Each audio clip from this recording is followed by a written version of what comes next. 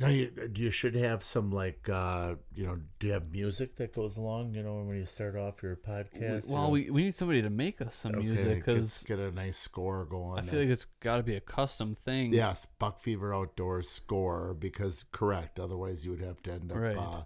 paying for some type of But who do we know royalties. that's musically inclined? Like that musically Mm. inclined. I'll put some feelers out and we'll see what we can do. Okay. I'm thinking, if I would ask Mr. Carey, Oh, he's perfect. I'll talk to him and say, hey, I'll hit him with your podcast. He can like and subscribe. Another person there. No, he does. He follows us on Nice. Facebook. And Yeah. then we'll give a shout out to Mr. Carey, and then just see once because I don't think the band is going any longer. Myriad of different things, and lead singer's gone and that, so I don't think that's a thing anymore. So he's got, as they would say, too much time on my hands, and he could do a score for you. Oh, that's perfect. That'd be nice. That's that right there. That is like a Joel Warner level Yeah. idea with the spearing thing. That is Warner that level. is yeah. I He's love and it. you know him. He's a big Yeah. ideas guy. Yeah, big ideas. I love it. Big ideas. All Well, right. thanks for having me back. I really appreciate getting asked back and to share in a recap Yeah. of sturgeon spearing, Buck Well- Fever Outdoors, episode 9. Episode 9. We Love it. really appreciate you being back. I love being back. We're one short here for now. I think we've got Scraggler is going to come running in here at some point. He's on his way back from some other obligations he had tonight. A birthday party, I believe. Yeah, Yes, yeah, a birthday I guess party. so. Yeah, and Yeah. but the show must go on. What are we gonna do? Well, I mean, It's 8:00. It's past my bedtime. It's school night. I know it's a school night. School I night. mean, Holy we just cow. got to get this thing going. But we figured, we had you on like when we actually had the episode. Probably was like 5 or 6 days before the season opened, and then the episode came out like 2 or 3 days before the season opened. And so then when we had our opening weekend and we all three speared one, it was kind of like, well, what are the odds that was going to happen? We probably should. It was magical. It was magical. We probably should get back on this and kind of do a little bit of a recap, which I would agree. it's tough because Jake was the first one to go, but he's not here. So maybe should we just go reverse order?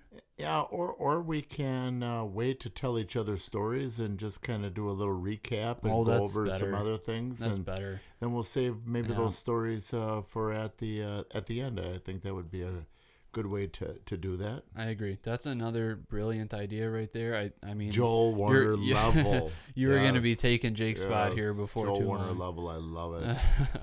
I love it. Okay. Well, yeah. Well, let's start. I don't mean to jump in, but I'm going to because that's just how I roll. But when opening weekend, there's nothing like it. You got your deer season. You have sturgeon spearing, the heightened anticipation. Do you have everything? Do you have the batteries, everything going, everything ready? Your shack set and ready to go. You got the spears in the back. You're bringing them out to the shack. I mean, you can't. There's only one opening weekend. Yep. You got second weekend if that, in which it did pan out. Right. And then you have the third weekend of that 16-day season, which is great. And then by the time you get the third weekend, and now we've kind of separated those that have gotten fish and that are done, and then those that haven't gotten fish but maybe have thrown the towel in on third weekend, and those that just keep chugging along no matter what happens or what nature brings their way. And it's just it's a magical time. You get out there and just anything, the heightened anticipation of what's going to happen and how it's going to play out. But definitely that opening weekend is it's the big event. Right. Because the excitement's never higher throughout the whole season than opening weekend. Because just the anticipation. It's been so long. It's been a full year since the last time. And Correct. And wherever you're at on the lake, everybody's got their own home turf and territory, depending on where. And all of it kind of navigates around where you bring your fish to. Yeah. typically you've got those stations with DNR stations, which you register your fish, but usually associated with that is some type of establishment, and that's how people mark their area. But for us on the West Shore, Wentz on the lake, get done registering your fish, and you want to hang that fish. You so badly want to be there to hang your fish. People ask you, whose fish is that? Hopefully it's something that can stir the audience and say, oh, look at that one. Whose is that? Well, that's mine. Type of thing. That's opening weekend. Second weekend there's still some hoopla and that, but after that it's just it's kind of the fanfare. The banners are still there. They might be a little tattered, but nothing beats opening weekend and putting your fish on the pole there and being able to tell your story with people and hear the stories that take place. Just crazy stories. Yeah. Well, it's like game day, because you got all the anticipation, you've Super been Bowl scouting, you Yes. got your Oh, game God, plan in yes. place, and you go to bed that night, and you're like, oh, is it going to Yeah. work? What's the morning going to look like? We're seeing fish, but are they going to be there tomorrow? Running through the steps in your head of when you finally see one, all right, and we got a spirit, and then get the stuff out, get the gaff. It's a pretty fun morning until you're sitting there for a couple hours not seeing anything, and then that kind of mellows you out a little bit. And then all in a matter of seconds, your world is turned upside down. It just turns everything right gets back around. crazy. So if we're going to wait on the ones that we speared, we can go to fish that other people speared. And our group this year, it felt a little bit light as far as fish speared maybe. But your son Jack speared one. Which was pretty cool. A really, really nice fish well. 77.7 pounds. It was, somebody's heartbreak and his rejoicing.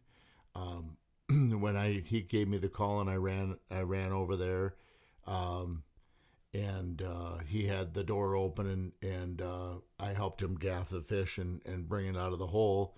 And as we were taking the tines out of the fish, I asked him, I said, did somebody else throw a spear? And he said, no, why do you ask? And clear as day, that fish had been speared in the head. Yep. I mean, there were, I took a picture of it. We had two distinct tine holes in that head where you could feel that head was, I could peel back that skull. And, probably wasn't, that weekend. Could have been that day, although we were out in the middle of I don't think there was anybody within a half mile of us or a mile, but yeah, not really. Definitely that fish was speared this year. Still had the blood there. Wasn't something that was an old wound that was kind of healed over. It was definitely somebody's heartache. Yep.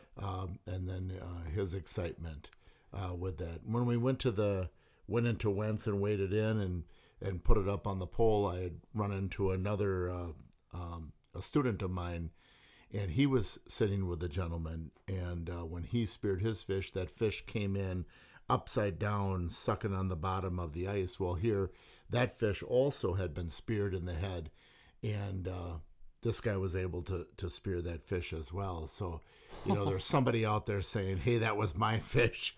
But yeah, it was something else. For Jack, we were in some pretty decent water where we didn't need to use anything this year, cameras or anything, and we had ourselves all set up. And for him, the way he explains it, of course, it was all kind of weird. He had no shoes on. He was in his sock feet. Yeah. And his girlfriend was with him and that, but she was sleeping and then went to turn the heater off, and then he reached up and opened the door to fan some of the cold air in, and then he turned around and then half the screen, that he did have a TV up there, but you could see down. Right. And his water was a little dirtier. I do take that back. And half the screen was black. And he had missed 3 already. He and Alexis had missed 3. And I think it was a lot of, one would sleep and the other one was supposed to stay awake, and maybe they would sleep and they would catch glimpses here and there. Yep. But I remember him muttering and telling me, oh, no, this will be the 4th one we missed. And he went back and looked down in the hole, and then he was able to catch a glimpse of that fish, and then he threw right there, and he had two good tines in that fish behind the head, and that didn't take off right away, and he thought to himself, his heart kind of sank, and he said, right. oh, we missed it, and then that line took off, and that was it. By the time I got there was a lot of splishing and splashing going on, and we got it gaffed and got it out into the onto the ice there, and then the rejoicing takes place. Absolutely. And that was his second one, so that was good. I think he was really happy because his first one wasn't the biggest fish ever, and so people are making comments and whatever. He gets a little bit of ridicule for his first fish, but this one is a really healthy, good-sized fish. So and not defending Jack, but his first fish is the fish, if they're going to get a small one, people want to get. There were several like that I talked to this year. Callista Zemer, one of them. She's going to get hers mounted. I think that's going to be at Wentz. Oh, nice. But it's that perfect size. You get them in that 42, 44, 46 inch. Where, they're anywhere from 12 to 15 pounds, but, you got all the hackles. They're just perfect on it. Yeah. And getting it mounted and which, a fish that size, you think to yourself, well, that won't be bad. It does get a little spendy. So sometimes those smaller fish end up costing a little bit more than getting a larger fish. But yeah, Jack's fish was definitely healthy. 77.7 pounds, 68 inches or so, and that was good. Not telling anybody stories, but there were a lot of fish, mine included, in that 60 plus inch range, and the weight wasn't there. That the feed, you don't have that shad population out there, so it kind of had all the fish kind of dispersed. Same with the that lake fly larvae, the red worms that you always dip and look for in the beginning of the season to see where they're at.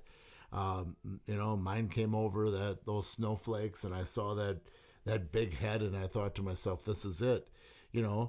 And the length was there. It's just they're thin, and there were a lot of them like that came in like that. But then, there were some that they were finding food someplace, because then they were, anything you get in like the 60s should be like 50, 60 pounds, and so on and so forth. Kind of keeps that weight going with it. But, some of them didn't turn out that way. And I remember some of the, the patriarchs and matriarchs of the sturgeon spearing world that have been doing this for a long time, they could see that as well, that was down. The weights were down on some of those fish, although we had a fair number of fish, again, over 100 pounds that were registered throughout the system. So system's healthy.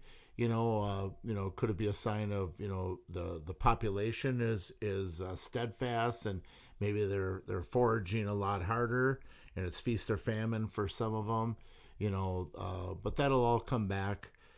Just as the population of shad or redworms come back. I remember a number of years ago they talked about the population of redworms, and maybe the lake flies were gone, and you could cross your fingers with that one, but they're not, and that population will come back again. It's kind of like when you're deer hunting and your acorns. Yeah. You have the good years for acorns and the down years for acorns, but.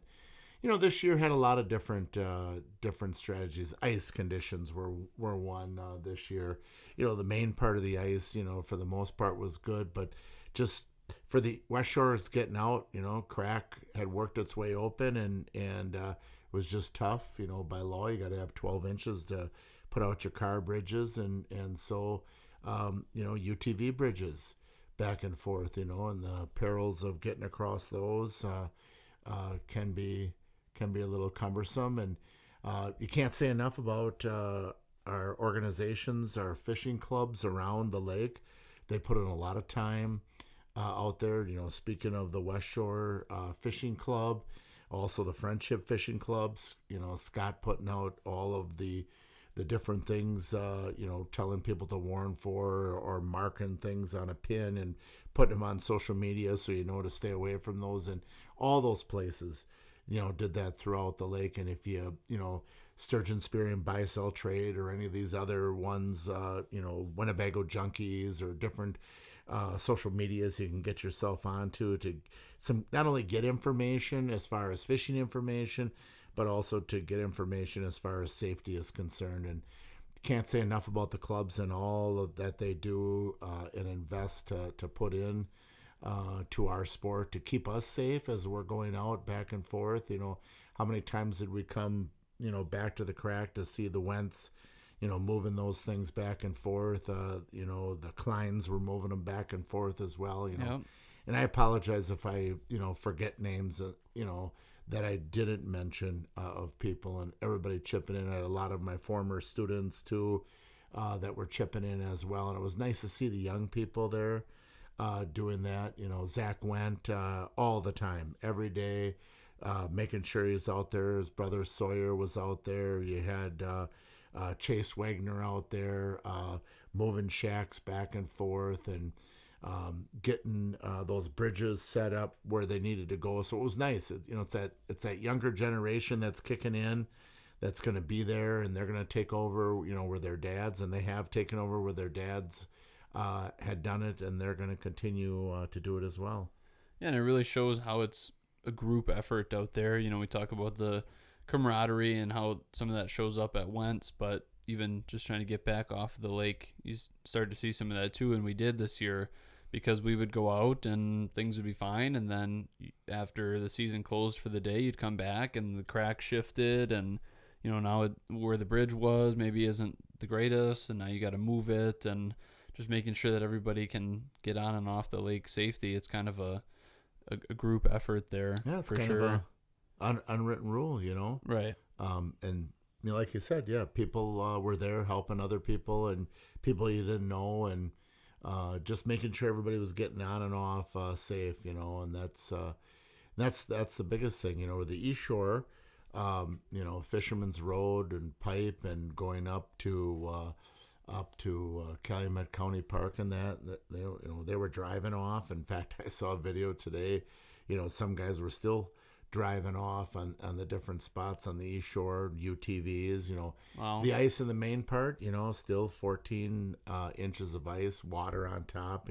Right. no snow pretty much left, but, they're still out there giving it, looking for, ice fishing, different things like that, trying to get their last hard water fix, before it opens up and we get back out on Lady Bago for some boating. Yeah. Yeah. I think my dad was saying that some people are out there already, like in the river.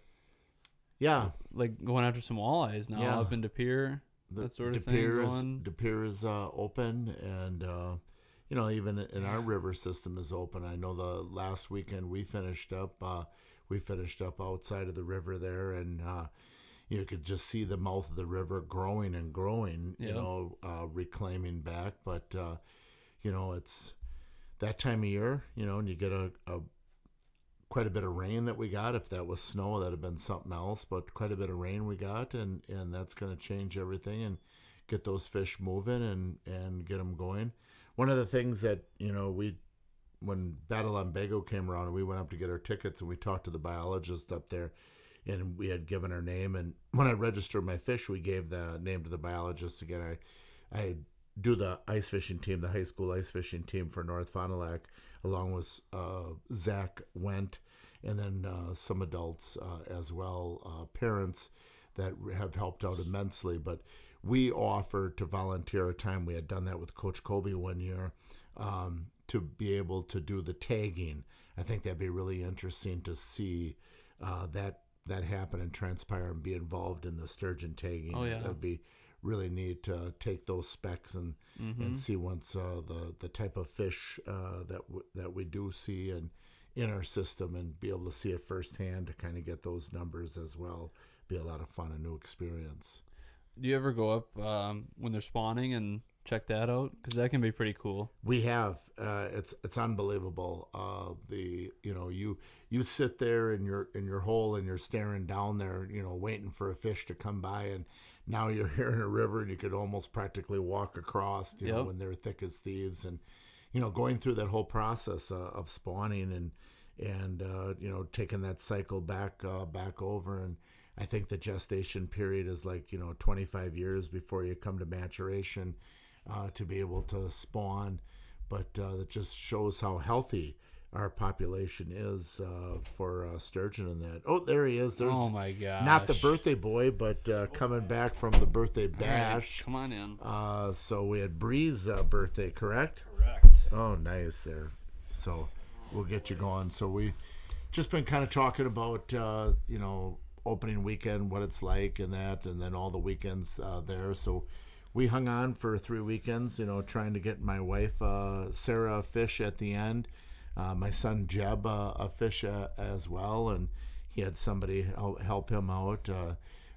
Tyler Jackson, if you ever need any ideas, he's got them all. But he was helping Jeb try to get a fish too, and that's neat too. Where his family had filled up, and then he didn't have as they would say, a dog in the fight, but offered up his shanty and went out there and took it up, got it all cut in and got it ready to go, and bringing other people out to help as well. So it's all part of that camaraderie and network that you have. And I like to see too, all of these organizations, so I call them organizations, but little groups now. Everybody's got their own sweatshirts, and whether it's the last name of the group or some name they came up with their group, it's pretty cool. And everybody hails from different spots of the lake and that, but it's neat to see it. And this time of year now, Wentz will have their party on Saturday.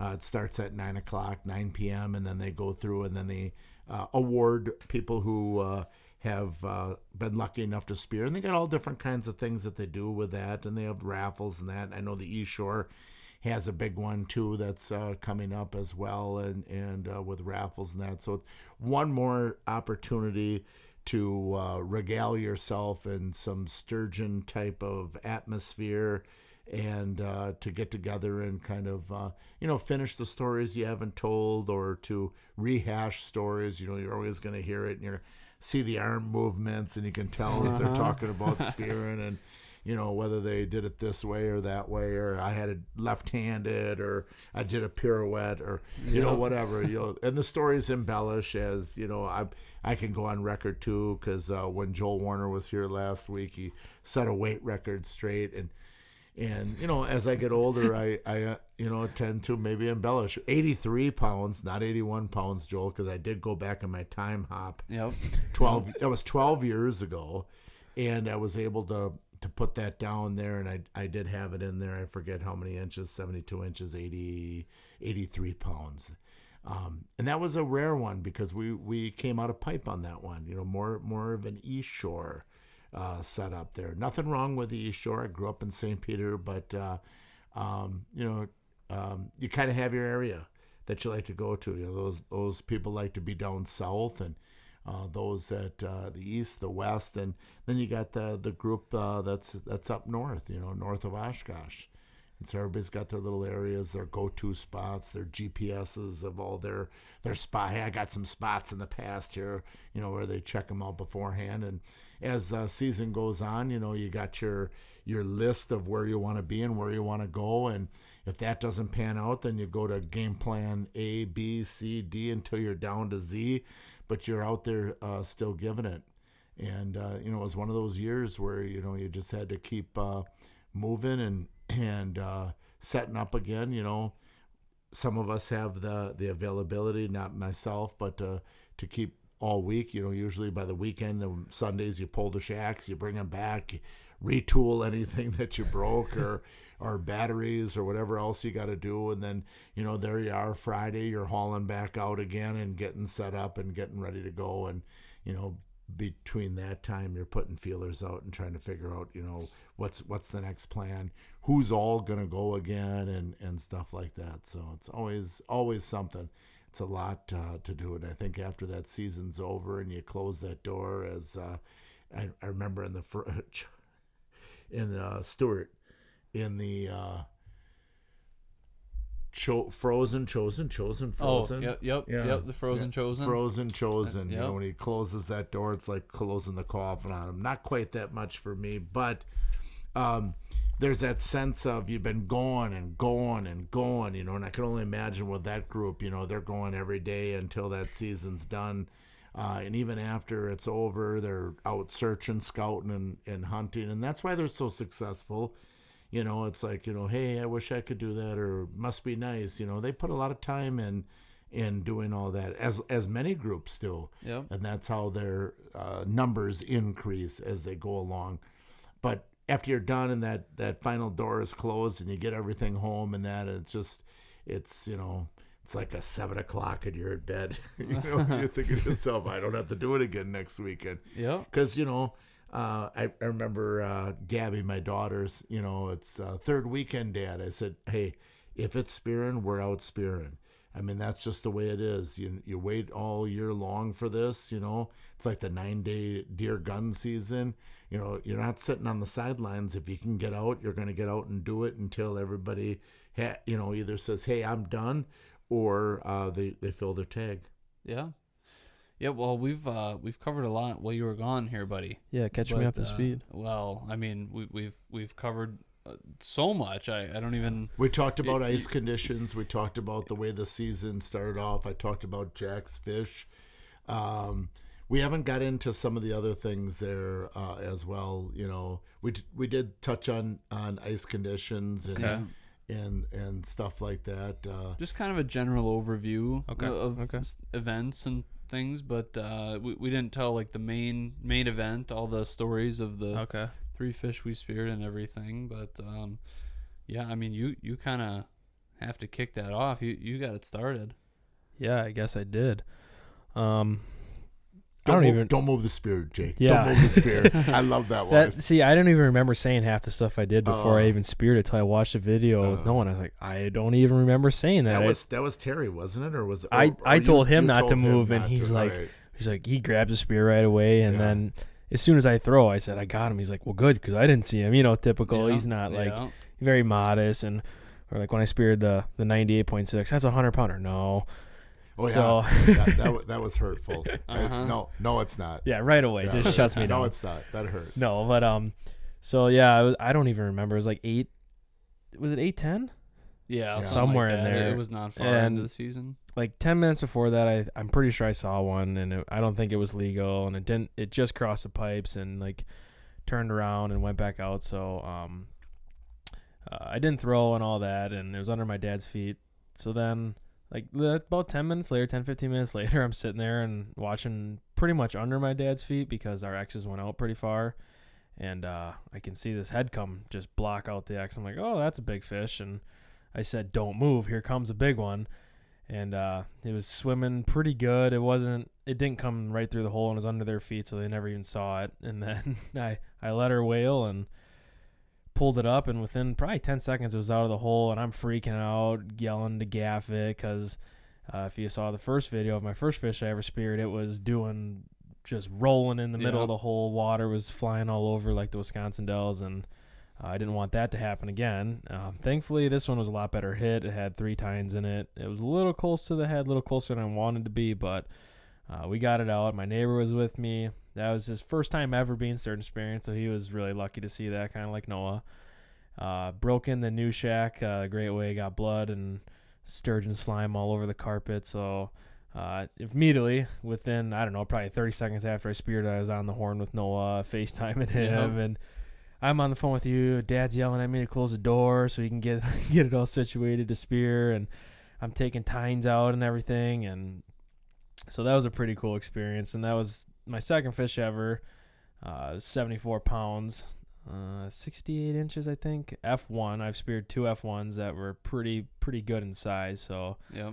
And then, about 9:30ish, 9:30 or so. I was before we get going on Noah's story. Is that where you're leading into? I just want to comment on how excited Jake gets. I do. When he gets a fish. And I have the tendency to say "let's go" a lot. Oh my! Yeah. Do you? Apparently, is that what it is? Is it "let's go"? Let's go, and my voice just goes higher and higher every time I say it. And some of the viewers may not, and those that are listening may not remember, but the first one you speared, you had your knee operated on, and you were in a brace. Yep. And that's when Uncle Eric had wondered if the brace had pinched something, on it. But I'm telling you right now, when you speared that second fish and I'm watching that video, it was like deja vu of that first fish. It was almost like verbatim, you jumping over that hole again. It's like my signature. Yeah, Yep. and then you just see the body jumping over the hole, and it's let's go, like getting ready for the big game. You know, the adrenaline is just there. It's unbelievable. People are like, oh, why would you do that? Staring at that hole. Kind of. That's got to be the most boring thing to do. But I'll tell you, when that hits and you spear that fish and that adrenaline just releases, it's unbelievable. The things you could probably do shortly after that time frame. I mean, the adrenaline is just through the roof, and I was really excited. I'm screaming, yelling, and our CB wasn't working. I thought it was, so I called Eric, but he came over because he could hear us screaming and stuff. And so, yeah, but I was sitting there, and I was kind of bouncing around from shack to shack after that, and I'm sitting there, and Noah FaceTimes me. I'm like, no way, because like I mentioned before, Noah and I don't ever FaceTime each other. Well, that's how I answered the phone when you FaceTime me. The first thing I said, you can hear that in the video too. I answered the phone saying, no way, because you're FaceTiming me. I'm like, there's no reason you would be unless you speared one. We only FaceTime each other if we spear something or kill something. And then he FaceTimes me, so I'm like, okay, well, one of them got one, and then it was you mine. show me a fish laying on the ice, and I go, oh, my God. Yeah, I don't know how it happened. Because, and we've talked about this quite a bit, and we've said a lot about it and whatever, but, like, we've just been so lucky, like so fortunate with the fish that we've seen and speared, and just in such a short time frame.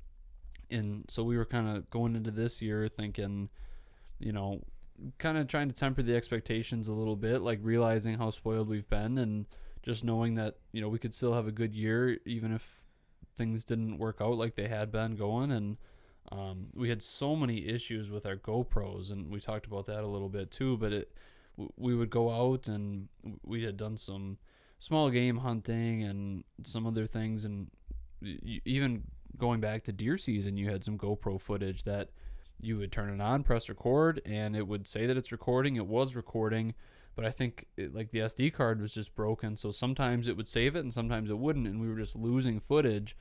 So now we're going into the season with a bunch of broken GoPros, thinking, well, even if we are lucky enough to spear one and it's on camera, we might not even actually get the video saved because everything's broken. And then to end up having the season where all three of us actually speared one, and they were all on camera, and it all actually got saved, like it just, I mean, you couldn't have written a better script there. And the fact that yours came right away and then mine came shortly after that, it was just so unbelievable, because you had speared that one, and already it's like, if somebody gets one like that, the day is a success no matter what else happens. And we hadn't seen anything yet at that point, but I mean, we're like 2.5 hours into sitting. That's not super unusual.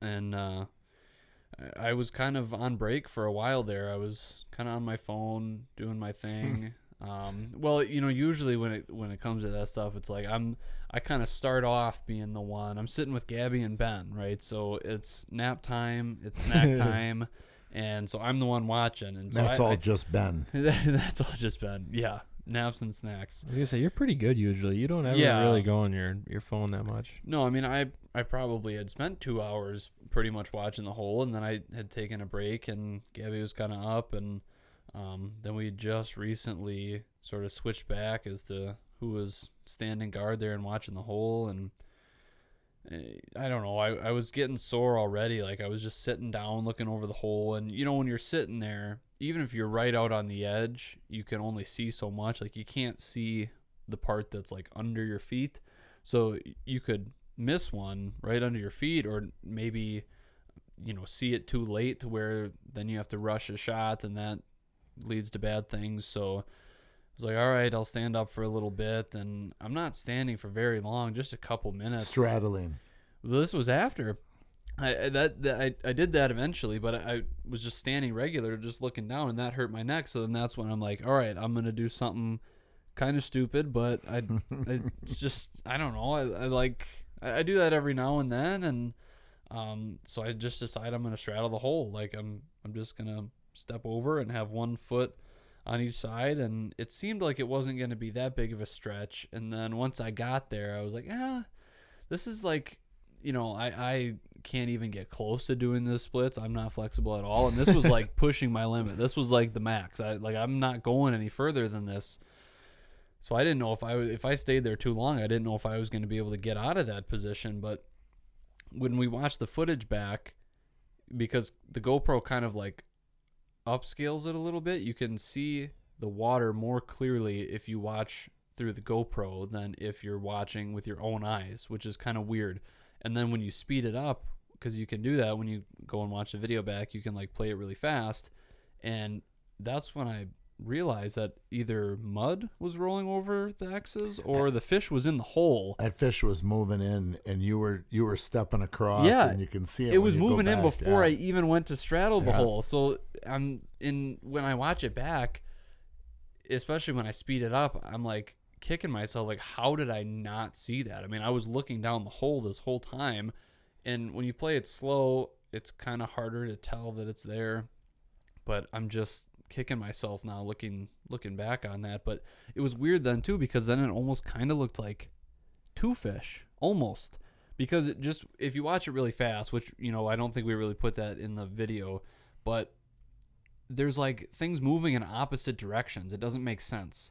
Like even if it was mud that you saw and then the fish comes in after that, they're going in different directions. It just doesn't really add up. So I don't know what the deal was there, but eventually I'm straddling the hole for not very long. I think I said it was like 20 seconds, and that's probably tops. It might not have even been 20. And then I realized it was there, and quick get my other leg back over and grab the spear. And I took, a second or two to kind of make sure it was lined up and ready to go, and threw the spear. And then Ben thought I missed. It was similar to when I was sitting with you and Terry, and then when Gabby came and that first year, and Terry threw, and I think I was like, that's in front. Yeah, that's in front. Yeah, I was like, Terry had a few choice words.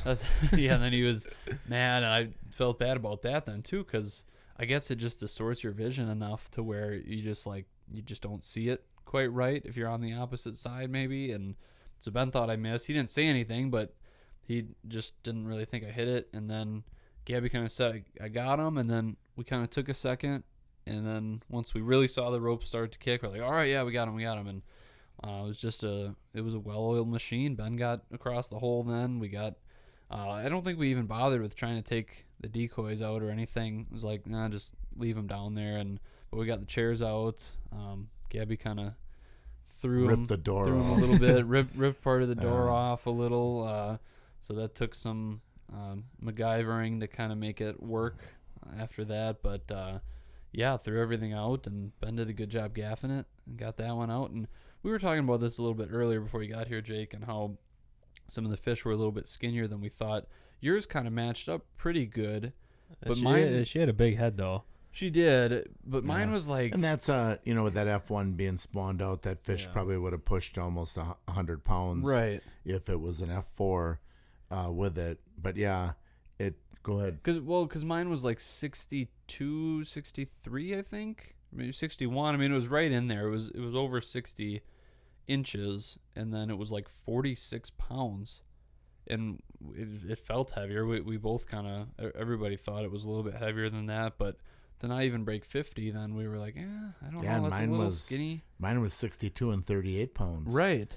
Mine was on the program, because like the keto diet. it was a keto sturgeon. I mean, when that head came across there, and the head was big, like you said, just thin fish. A number of them that had come through there, but there were a number too. We talked to as feast or famine. Either some are getting in, or they got all the cookies hidden someplace, and the other ones are just trying to forage for the best they can with it. But I don't know what that is, that some of them are so big and then others are just thin like that, because I mean, people will speculate and whatever, but it was a thinner fish than what we originally thought. But I I mean, we've said this multiple times. Like, you and I are happy no matter what size it is, as long as it's legal. Like, and we've been very fortunate. Yeah, we're just happy to have any fish. And I mean, I speared 2 very, very good fish. Some really good ones. And after I've seen, before I speared my first one, I only saw one other one, and I missed it when I was 12. Yeah. And then I went 6 years without seeing a fish. And, then I made up for it with the last 3 years. So, but like I said, we're pretty excited. I mean, even you spearing the 90-pounder and. Right. Yeah. And I did run into, one of my buddies, I called on the phone and talked to him because he had speared one, and I called to congratulate him. And I won't name any names, but a gentleman that we both know, he got his first fish this year. 30 years. 30 years he's been spearing, and he's an East Shore guy, and, spears with a bunch of different people and stuff like that, and some people are like, well, that's his own fault. He should blah, blah, blah, blah, blah. But, how many times have you been next to a shack, and they get a bunch of fish and you don't see a fish, So this year, sitting with my wife, I mean, I know for a fact we never had a fish come through us, but Jack missed 3, you speared 1, we speared 1 out of Jeb's shack, but, Sarah's shack in there, we never saw a fish, and that happens, it's just the way it goes, and the third weekend, then I ran up and we ran up out of Artie and Eddie's and decided to finish up the season there and up by the river, and ran into a guy as we were putting our shacks down on we had that snow day, so on Thursday, and we put him in and getting everything set up and cut in and talked to him, and he speared his opening weekend. 49 years. That was his first fish in 49 years. Holy so cow, that's dedication. And there are stories.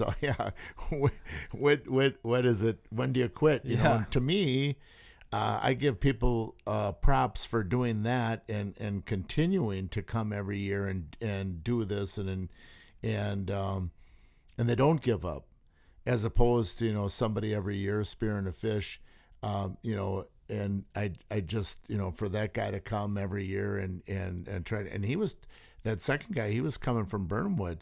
So, he's traveling, around from that Shawano area, coming down, and I've seen his truck many a times down here, and, he was excited. He said, just like the hand of God had pushed that fish right through his hole and gave him the opportunity to spear that. He was so excited to tell us the story, and, I had my gloves on because we were getting ready to cut in, and I pulled my glove off and I shook his hand, and I said, boy, I'll tell you, that's a lot of intestinal fortitude and love for something that you do, and not to see, those results as far as, getting a fish, but every year going out and this is it. And, I think it makes it just that much. For me, I probably would have blown up, right there, that's so crazy. just exploded with excitement, probably some tears too, with it in it, but it's something else. We talked about it before. You got deer hunting, but sturgeon spearing, if you're into it, you're into it, and you get in deep too. Well, we talked about it too. Like, you can do a lot of scouting and whatnot in that house, but when it comes down to it, you're cutting a pretty small hole in a giant lake that they need to swim through. So it's not just you're gonna go out there every year and spear one unless you put in a lot of time and you know where they are, and you risk a lot of sketchy ice conditions to get close to where they are. But yeah, I've thought about that a lot with all kinds of different hunting, and I mean, just anything in life really. It's like any amount of success is going to have some amount of luck and then another amount of effort, and depending upon and depending upon what you're talking about, it could be a little bit more on the lucky side or a little bit more on the effort side or whatever. But with sturgeon spearing, you definitely need a fair amount of luck, no matter how much you put in with the scouting and the preparation, even though that can help. But man, I really hope we don't ever go anything close to 49 years. That's like more than twice as long as we've even been alive. Yeah. I can't even imagine. Imagine. It goes by quickly. Well, and then, things, you'll end up with a paradigm shift, things will change, and eventually, you know, you get married, you have kids of your own, and then, you know, you take a back seat and getting everybody else out and getting them going and trying to get everybody else that opportunity, because you've done it, you've tasted Right. it, you know what it's like, and to be successful, like for us, it's, you know, my whole family spears now. My wife right till the bitter end. I mean, we had one coming in and on Panoptics, and I thought this was it. We were going to close the deal, and just like that, boom, you know, and it kind of turned and we ran out of time, but she was still giving it to the end.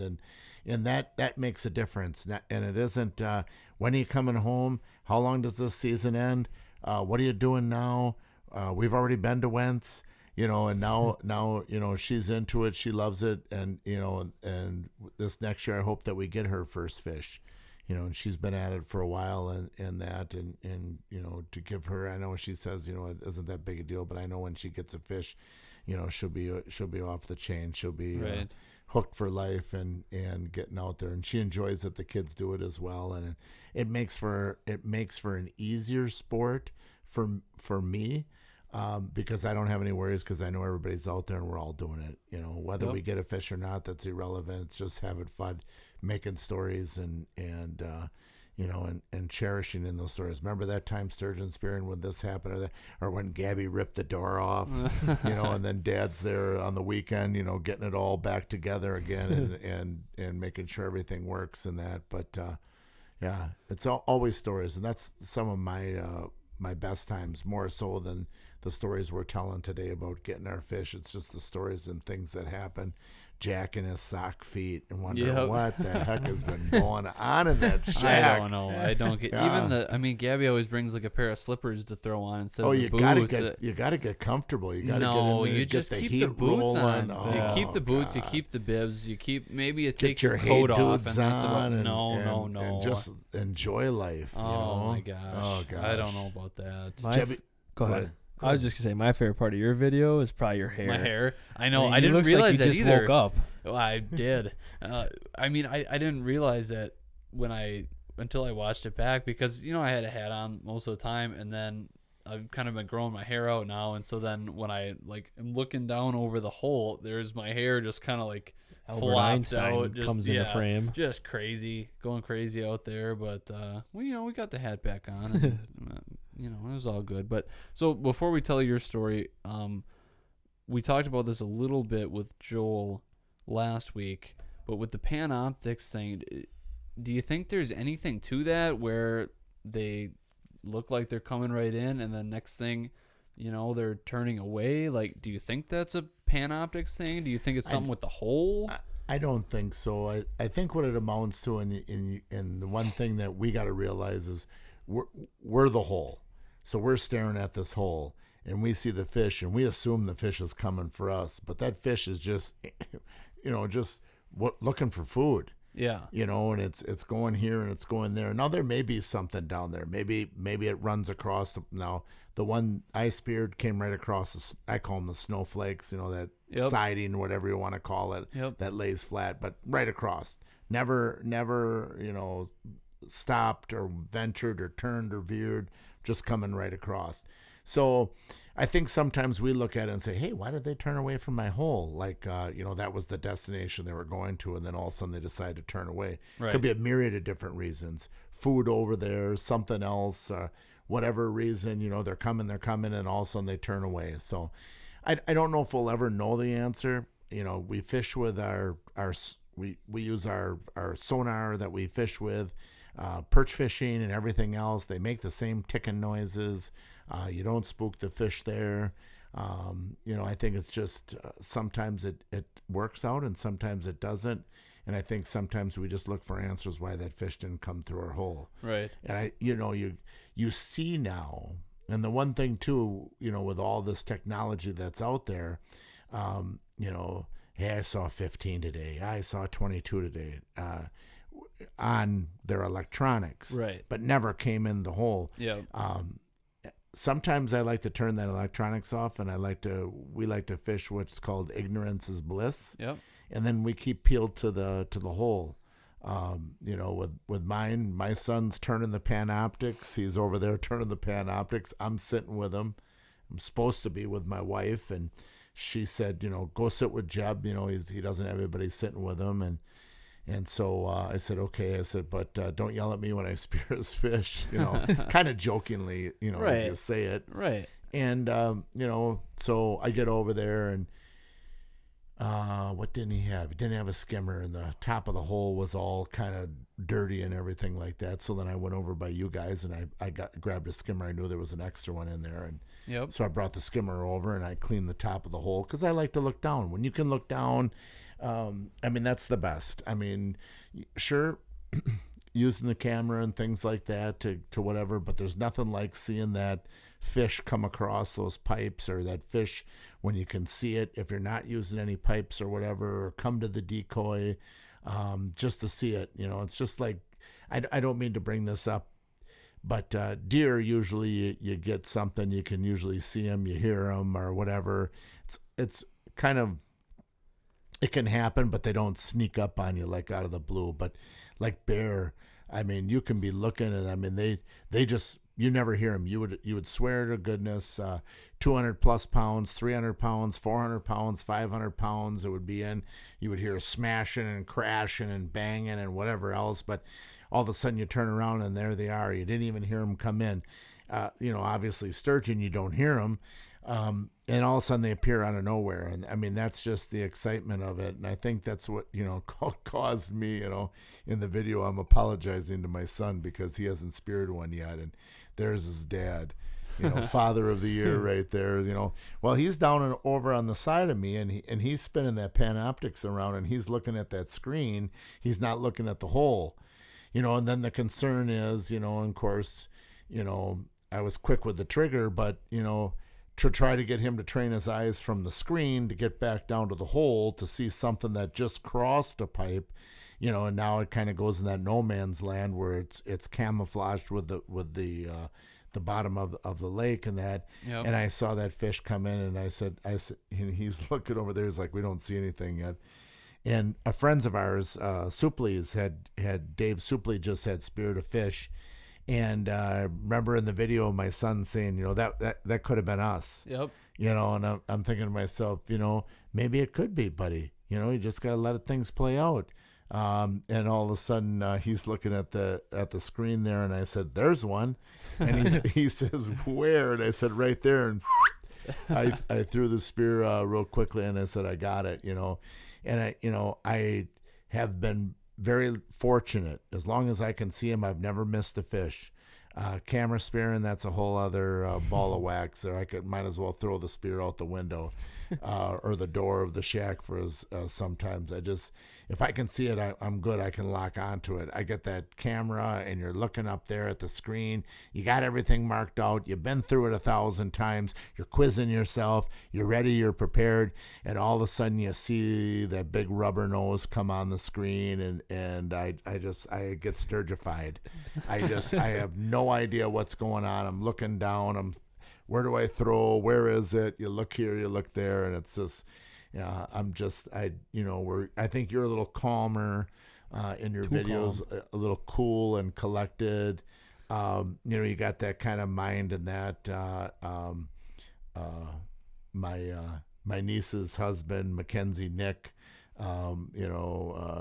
may or may not have forgotten to buy his sturgeon spearing license. He had a lot of stuff going on with work and stuff like that, but he's another one too where I think he figures out the hypotenuse and gets it all dialed in, and he figures the right angle, and he dials it in, and he lets it go, and boom, he's got it. Where me, it's, I could have 37 spears, and I'm like the coyote trying to get the roadrunner. It's never going to happen, and the TNT's blowing up on me every time. But if I can see it, it's good. And that's what happened. And it, 9 years. It was 9 years. It was a hiatus. Ironically, it just coincides with my upper river. Before that, I had a good streak going too. Might have been, two kids sitting on a couch saying, how good this is, and we're spearing them every year. And then all of a sudden you hit that dry patch and it just slaps you right in the face. And you realize, that, it doesn't always happen. But when it does, it gets pretty sweet. And, I felt bad, I kind of downplayed everything, didn't get as wild as I normally get, and because I felt bad. My son was. I could see the look on my son's face. He was rejoicing. He was high-fiving me. He was glad for me. But as a father, I thought to myself, boy, you really suck. Because it's just so quick, and I don't know. Well, I mean, like you said, though, like, if you would have waited and then had him try to get his eyes back onto that and try and find it, thinking about if you wouldn't have been sitting with him in that moment, if he would have been on the Panoptix, because it wasn't showing up. He didn't see it. Yeah, when he was spinning it, he eventually found it, I think, maybe. Yeah. But he said, when I said there's one, and he must have spun it around or whatever. Right, but so had he been by himself in that moment, then he maybe would have spun it around and found it, and then maybe not been able to see it down the hole, or didn't see it at all, and it went right through. So I think it was as good as it could have been. Really, it definitely. There's a lot of ways that it could have ended with nobody getting a fish. So I think the fact that anybody got one there is probably the best case scenario. Can't really be too upset by that, and I know Jeb wasn't. He was pretty jacked he was to be there jacked for up. That. So, and we didn't rip the door off either. We kept that intact there. So that's always that was. I remember that phone call, and me, I get uptight because I want everything to go well for everybody, and then all of a sudden I'm getting questions. Hey, this door here, it's coming apart. Gabby took the chair and ripped part of it off, but we got it fixed and it's all ready to go in that. So. Just another story. Just another story. Add to the long list of stories that we've been racking up over the years. And where was I going with the there was something with the door. I don't remember. Something with it, but it's all good now. We got it repaired and everything's back the way it should be. Was there anybody else? We talked about ours. We talked about Jack's. Any other notable stories? Because I don't think there's any I was around for besides the three of ours. Jack's, I wasn't out on the ice at the time. It was, for our group, it felt a little bit light this year, maybe. But we were also, maybe a few spears light at times, too. There was other stuff going on and things. Yep. And, it's we got to do what we got to do. And, so it's obviously, there's other things that have to come first sometimes, so it's totally understood. But I think we made the most of it. Everybody on this couch got one, so that was pretty cool. It's another one of those things that we think about that is a little bit unheard of, like our first year. But then Joel tells stories, or Michael tells stories about 15 fish getting speared. I think Joel was telling that one about you. Yep. In a group that you had that you just were stacking them up. And I think that's, it used to be on your patron's license. You got it automatically, and now you pay separately on that. And I think that might have been some of it. It just, you had an opportunity for people that hadn't speared before to get them to come and spear. And I've, you had your uncle that got the, even though he wasn't there, it was his shack. 3 fish in one day, and those were some heavy hitters. Yeah. Ours were along that 50, 60-inch range, 40-inch range, that we had come through. But, I mean, it was so crazy that year. I mean, it's unbelievable. It will never be anything like that. If there is, once again, I'd probably self-combust. But I would be explaining to people, here's what you need to do. I remember Kevin Phillips, plain as day, he was one of them. And I said, okay, here's what you need to do. These are the chairs. You're going to sit down. You're going to look into the hole there. And that was a clear year. And I said, these are your spears here, and how's you do it? And he goes, hey, there's one. And I said, hey, stop screwing around here. I'm taking this seriously. He says, no, there goes one right now. And sure enough, we turn around and one comes sailing through. And I said, okay, sit down. That's your lesson. And he sat down, and I'm going to say, 45 minutes, hour later, boom, he had speared one. It was out. And then his buddy, Eric Lamberg, was next on the docket, and he came down and gave him the same lesson and the same scenario in that, and Joel, he's still over there in his shack, like 75 yards, 100 yards away, and he's, no, I'll be fine here. And I'm like, oh, okay, you know. So the next person comes in, and you know, same thing again. And then finally, Joel's like, hey, you know. So there again shows, you know, you got somebody 100 yards away from you, and their fish are piling in left and right through that hole, but for whatever reason, using that corridor, but not a single fish did he see come through his hole until he came in and finally joined in on the mayhem. So to speak, and that was something else, you know. But that's one of those things where you later on in life you just talk and you laugh. Remember that time we had this, and there's all those stories out there, just like your deer hunting stories. But for whatever reason, you know, sturgeon spearing is just the stories are a little bit sweeter, and you know, so many neat opportunities, you know, and you know, when you're I remember what was it last year? Brandon Aarons and his wife speared fish. You know, the husband and wife combination there too did that, and I know I don't know how that all panned out. I know he got one again this year, and a number of people that just see in there, and they post their fish and that, and you know, and everybody hashtag this year to try to win $500 gas card. I don't know when they're drawing that. I see a bunch of hashtags out there. Yep. You know, and I didn't put my fish in, you know, social media, and no reason, you know, of it. And then I saw the hashtags out there, and I threw my fish in. And then, of course, that was like on the last weekend. Then people were like, "Hey, you got a fish, huh?" You know, Right. like, yeah. With it. So, but yeah, neat opportunities and that, you know, and with us with sturgeon spearing, I'd like to get to that sturgeon stampede, but you know, you're always in a rush of cutting in shacks and doing different stuff and things like that. But you know, there was that festival went on as well and did well. You know, and then our ice fishing team, we helped out tear down for Battle on Bago that second weekend. So Saturday night after spearing, then took a bunch of kids up and we took everything down there, and you know, that festivity was going on as well. And you know, then they always, you know, end up you know, getting some money back to us, you know, in our program and that, which is great. You know, the kids really enjoy that, and being able to buy more equipment for ice fishing. It's just neat to get the kids involved in that. It's pretty awesome.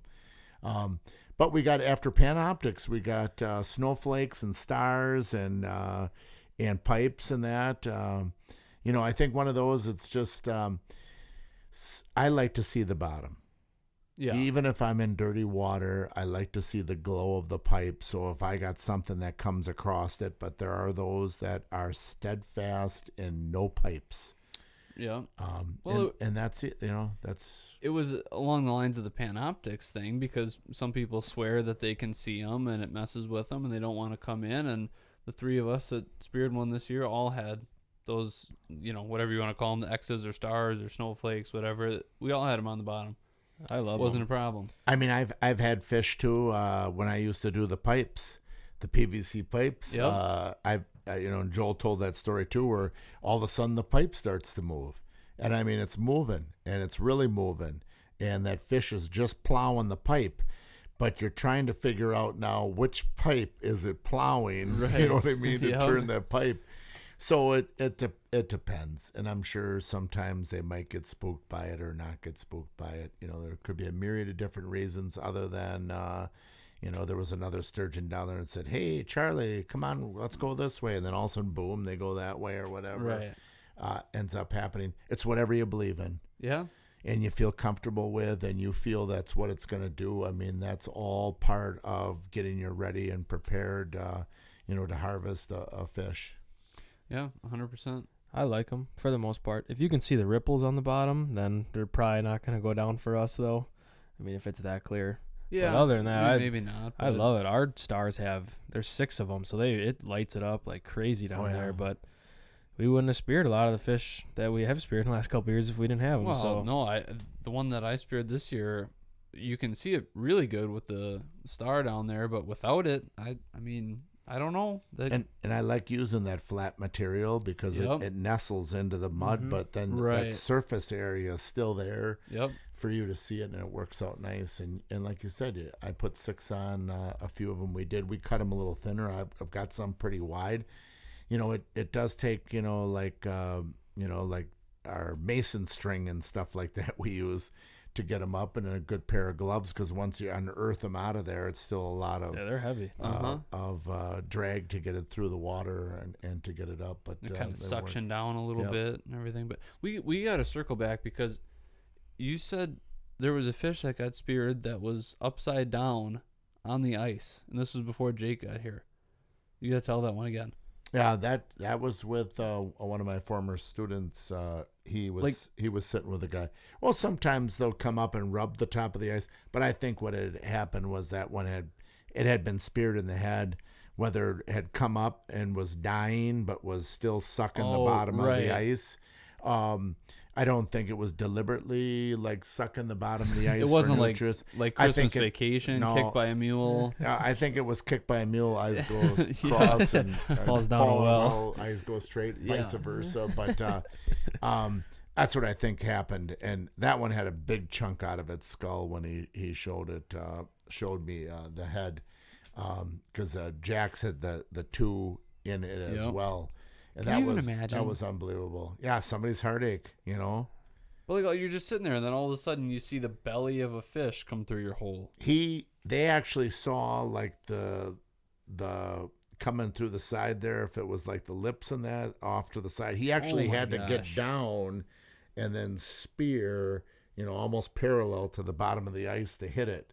That's so crazy. It was that high up there, so when they just got a glimpse of it cutting the corner of their shack, Jeez. and then they had to spear it. So yeah, that'd be tough. Crazy. And I don't know if something like that, would pick up or not. I'm sure with the Panoptics you would be able to do it, but a lot of times it's just looking at the hole. You got that center holder. You got to have somebody on the other side that's looking. You're not over there, or you're taking a siesta or eating chips or something like that. Terry and those guys never see that fish. That fish is still swimming in Winnebago. Yeah, so 100%. It's just being at the right place at the right time and keeping your eyes peeled. And it does, and your eyes do play tricks on you after a while. And then when you think you see one, but it's not one, but you're jerking and react, and people look at you and you try to play it down. You're like, I don't know. Or something comes in like an eel pout comes rolling in, or you get a different fish that comes in, and had a large schools of perch that came rolling in, and usually that's synonymous. It's one of those old time Went sayings. Where there's perch, there's sturgeon in there. So you always got all those different kind of tales that go in with it, but. Yeah, it was definitely one of our more memorable seasons. Having the equipment helps out too. It's like planes, trains, and automobiles. Only it was snowmobiles, UTVs, four-wheelers, people in sleds. However you could get out, you could possibly get out. It was tough. And then trying to get back over that crack. And sometimes we went to the east shore and dumped it off and brought everything around. So it was whatever you could do it. And it wasn't, trucks. You're rolling out in trucks. You're pulling things. You're here, there, and everywhere. And now it takes a lot more logistics that are involved. We have Argos out there as well. We had several different Argos I saw out there. Yeah. That one, the one that was fully encased in a cab. I've got a smaller Argo, and I've taken a look at the price in those cabs there, and he had one of those larger Argos with a specially made cab for it too. So it's a lot invested in the process as well. But well, we've got a few more real quick here because it's getting kind of late. So the one I speared and the one I speared last year, and then the one you speared this year, our spearheads didn't come off, and I think the reason mine haven't the past couple times because I'm not pulling on the rope hard enough to try and make it come off. Yeah, you got to give it a little jerk, and I think sometimes it's you're apprehensive because if you jerk too much, right? Because you don't want to, you don't know how it's hooked in with there. Those, and you can adjust the tension on those ball bearings. Mm-hmm. There's that little screw right there. Right. We went through and cleaned them all up. Jeb and I did, and then sprayed them all down and made sure that they released decent. Yeah. But you can, and then and that rope is tied on the end of it. You just got to give that a pop, and that'll pop off, and then that'll be something that you can always try. With it. I mean, is it something you want to try to do? You want to try. usually? You want 'Cause, that. I mean, You want to try to get the head to come off. And you're not fighting with the handle in the hole. Yeah, and the handle and hole. right. And all I mean, that. it hasn't been too much of an issue yet, Like, but Well, you Jeb, get one that really fights, though. yeah. Jeb speared that one on Sunday. They figured probably was around 100 pounds, and he hit it in the back tail. And then that head was notorious for not detaching. And that fish, boom, skyrocketed right to the top of the ice and then smashed down on that ice there. And then prized that bar and boom, popped right off. Now that bar is not there anymore for leverage, and it just has the head. You may have a better chance of keeping it. But in the same token, I've seen people pull up things, and they just had it under the skin with one barb, and they were able to bring big fish up too. So if it's meant to be, it's meant to be. But you would ideally like to see that head detach. Right. And that's something, you just to get used to doing. And then sometimes if you need to do that, you can just loosen that up just a little bit so that that piece of metal doesn't have as much pressure on that divot in there too.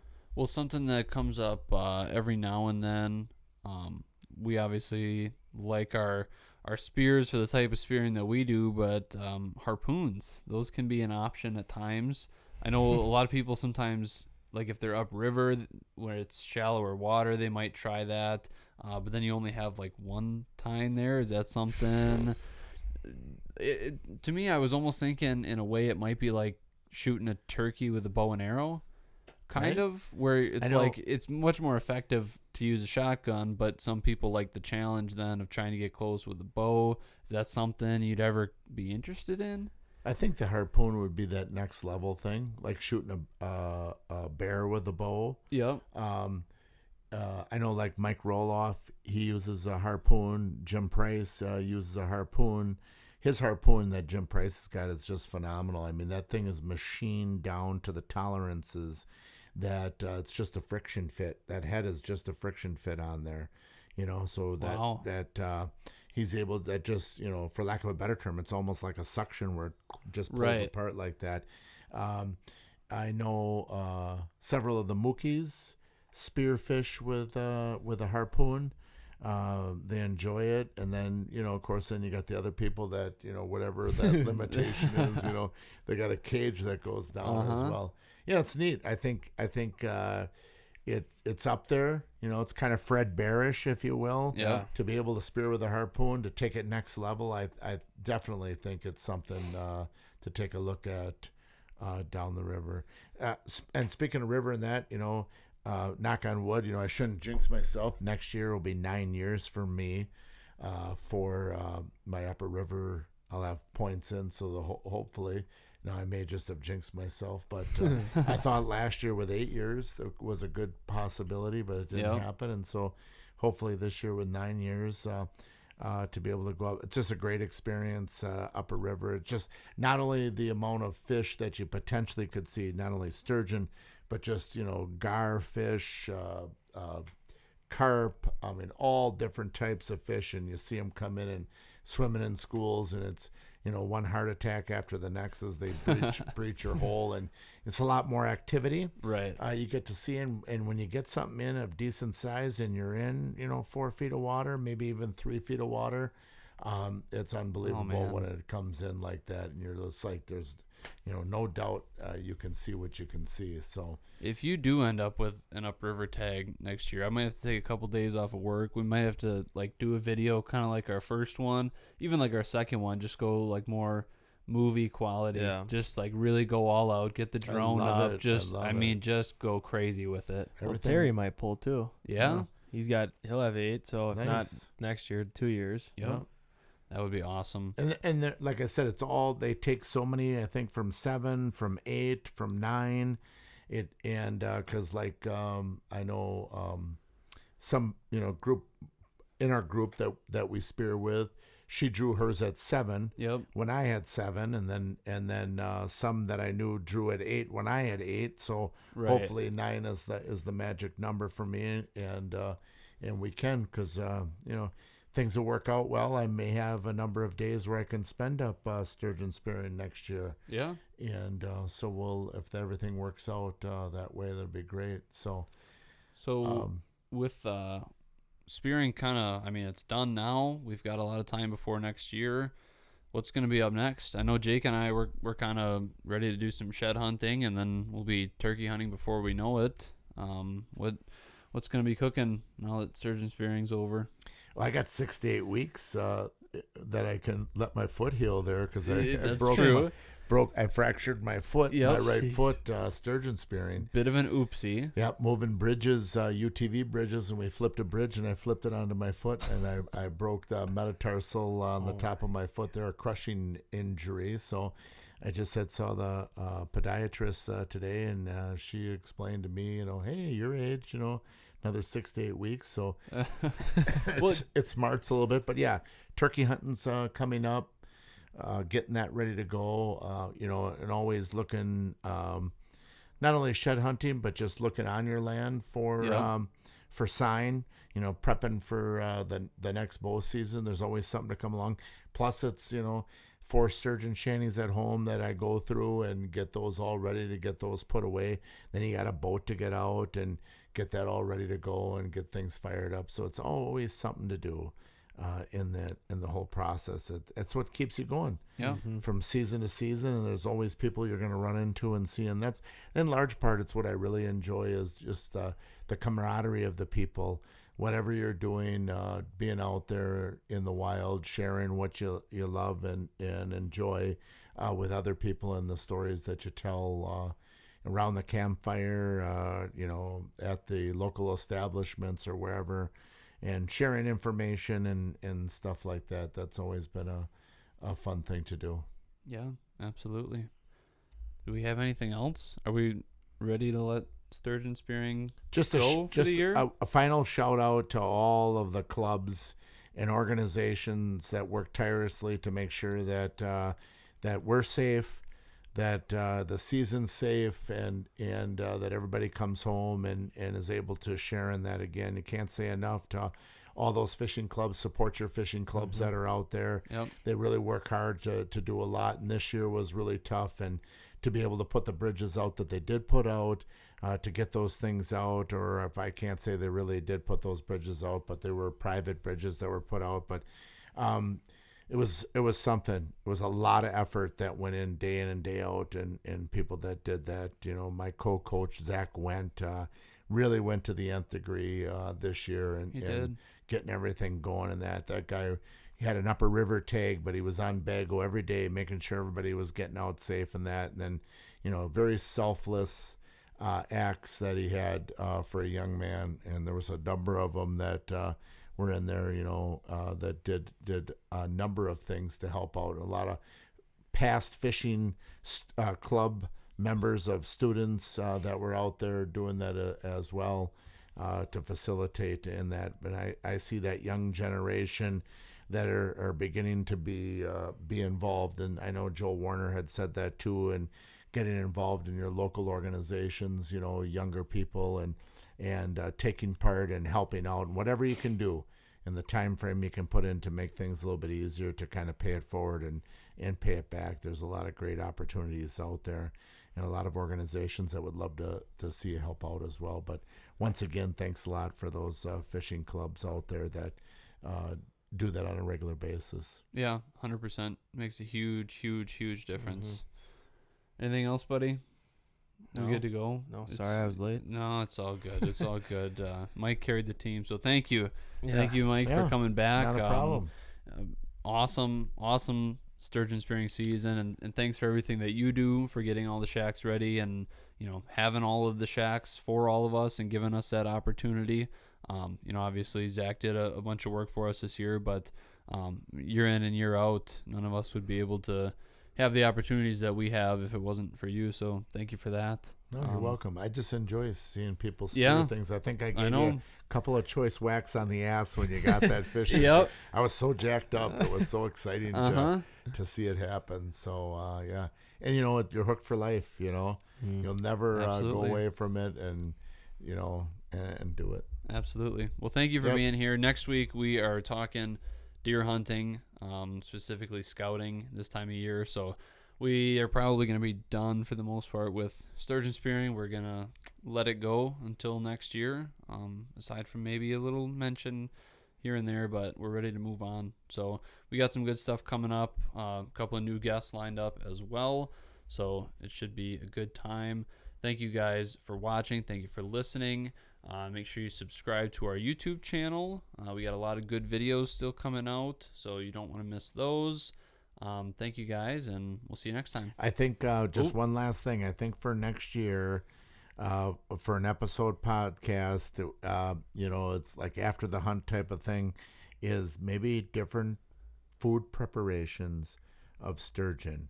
And maybe like a sample example that we maybe move to like a kitchen type of environment if it's possible. idea. Yep. Well, we got to get Colby on that. He's got some stuff He's cooking. a cook. Okay. He's All a right. big chef now. Yeah. All right. So we'll get Chef Colby involved in the process, but everything from sturgeon eggs to, we had Zach add a little garlic this year to it. It was to the tasty, caviar. to the caviar, and then just all the different ways to prepare it. Maybe we, the listeners here, they start sending some of those recipes, and we can possibly try some of those for the following year, and then Do a taste test. Do a taste Yep. test of everything. That'd be great. I'd Absolutely. enjoy that. Absolutely. It's another great idea. That'd be awesome. All right. All right. We good? Yep. Good. Thanks All a right. lot. Thanks, guys. Yep. Bye. Peace.